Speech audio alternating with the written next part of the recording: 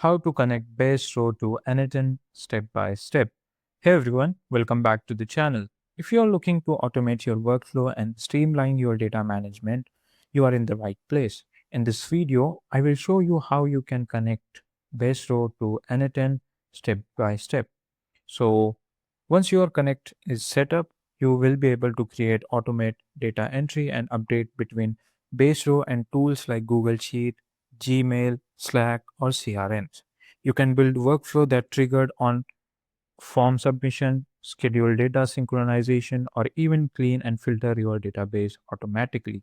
So before we begin, so here you have to have is first Baserow account, then second is n8n.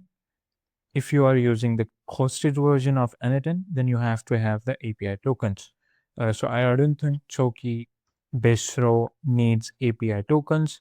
Just click on this and create new credential. So what we need is host, username, and the password.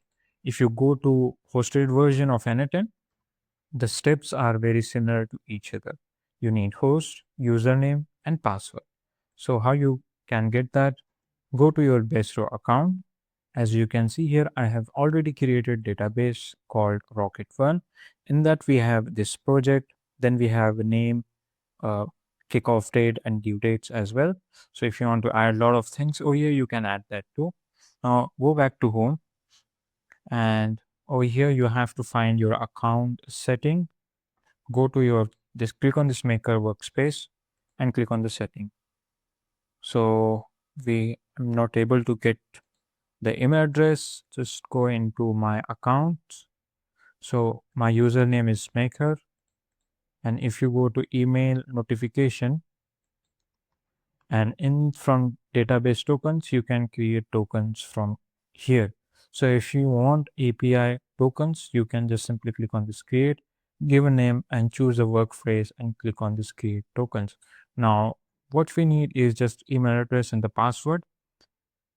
So as you can see here, this is my email. Just copy this and paste into here into username section. So your email address is your username, and then you have to enter the password and click on this save. So as you can see here, we have successfully created the credential. It is not connected, but yeah, we have created our credential. Close this, and from here you can see resources raw. Now you have to choose the operations, which can be create, delete, get many, and update. Now after that, what you have to do is just change. You have to select database name or ID.